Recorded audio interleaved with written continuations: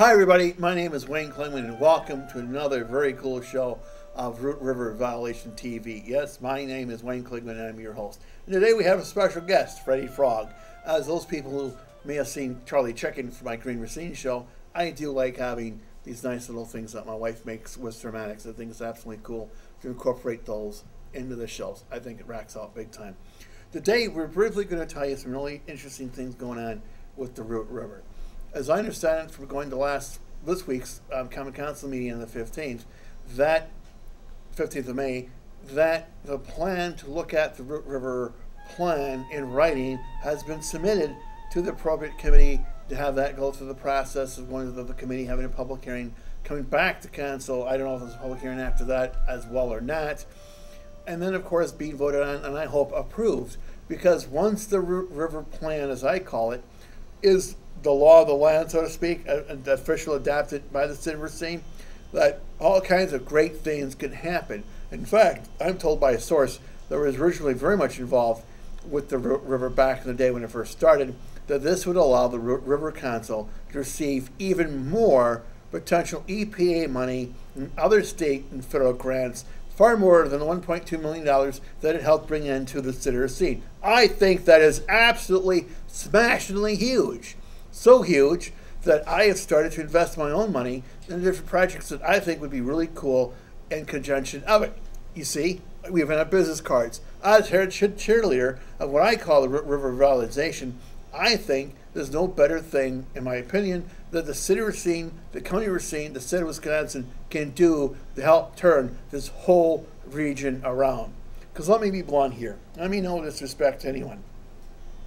The manufacturing jobs that we used to have back in the day, where you could start a company, start with a case, start with Jacobson's when they used to be here, Twin Disc, whatever, work 20 years, have your kids work there for 20 years, are done and gone. They're done and gone. And you can blame NAFTA, which I think is a good thing, or as an idea to try NAFTA, and other kinds of things, but those jobs are not coming back. We, as a people, we have, as a community, our city leaders, our county leaders, our state leaders, have to look at what truly can make a difference. And I really truly feel that Lake Michigan and the river are those possibilities that can make a huge, huge difference. For as you know, or you may not know, that clean water is a huge issue around the world. And the more that we can do to be at the forefront of technology, to do more to create, maintain clean water is by far really the best thing we can do. Those technologies will be absolutely huge in the days, years to come. For this case in point, there's billions of the people out there in the world who do not have access to clean, safe drinking water. They have water, but it's unsafe to drink. They may not have enough water to do the things that they like to do, like, for instance, raise crops, create industry, stuff like that. And technologies that we can create or help finance and help produce, help test in this area can go a long ways to help that situation get better. And in my opinion, I think that the leadership of that technology, the leadership of those business adventures should be in Racine, Wisconsin, without a doubt. Now, let's talk about Freddie Frog. I like frogs and amphibians. I have amphibians around the river. I should know. I'm around the river a lot. I like frogs. Here's Freddie. Freddie racks. From time to time, he will give his own opinions, thoughts, and beliefs about the river. I think that you will be amazed at what Freddie the Frog has to say.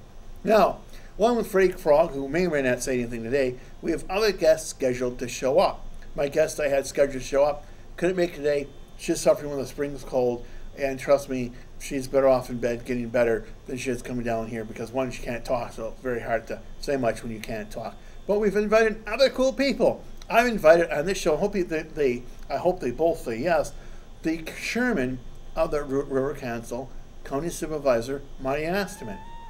I would like him to come on and talk to you guys via River TV about what is happening, the whole background of it, what may be happening in the future, and no better source for that information than Marty Osterman, the chairman of the River Council. I hope he says yes. Someone else I invited onto the show is the guy from the EPA that's supervising it. He's out of Chicago, but his job is to supervise what's happening with the EPA grant money, make sure it goes according to plan, probably offer some technical assistance and the like. I've invited him on the show too, and I hope he makes the effort, I should say, I'm sorry.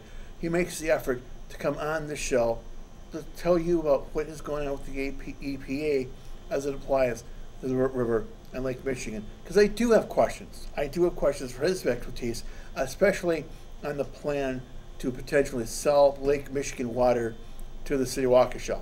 I have a lot of questions on that. I'm not really a big fan of that plan now, but perhaps if I have the ability to ask him some questions and my questions can be answered to my satisfaction, I'll change my mind. You know, that's the point of having these people on, so we can get ideas, get questions we have answered, and go from strength to strength. I think that's a wonderfully cool idea. Now, what is really interesting, I have a copy of that plan that was submitted to the Common Council on the 15th of May. And one of the more interesting aspects of it is they talk about KRM. You know, the little choo-choo light rail system that was going to run from Milwaukee, Chicago, and all that other good stuff. Change the world as we knew it for the good. I understand that, as I understand the political history of the state of Wisconsin, that after Governor Walker, go Walker, became governor, that his actions and actions of the state legislature pretty much killed KRM. But the plan says it's on hold, it's been delayed, it's pending, that sort of phraseology. That adds a whole bunch, creates a whole bunch of other questions that I have. Is part of the River Council's mission, is part of this plan calling for the restart of the KRM?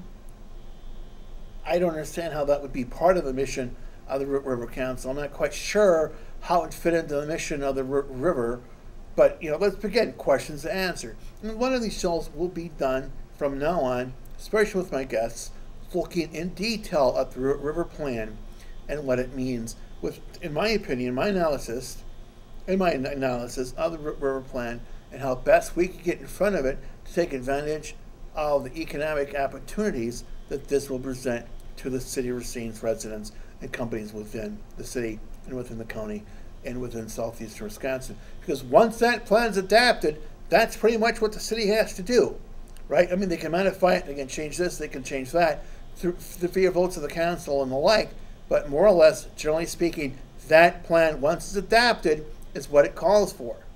I would hate, for instance, to be stuck with a situation where the city of Racine has to be, say, forced into supporting something like KRM, which to me is dead, if I understand my history correctly. But we'll see. And perhaps these people that we invite on, such as Monty Astaman, and perhaps as the EPA guy, can go and talk to us more about those things and other events that this plan talks about. Because why not? Who better than out of the horse's mouth, so to speak, who came up with the plan?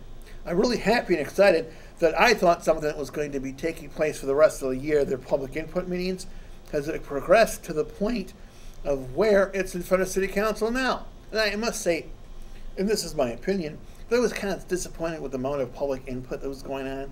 When you have less than 50 people showing up to these meetings, and most of them, I shouldn't say most of them, so about 30% of those people are paid to be there, i.e. City of Racine employees, people from the River Council and stuff are making up 30% of it.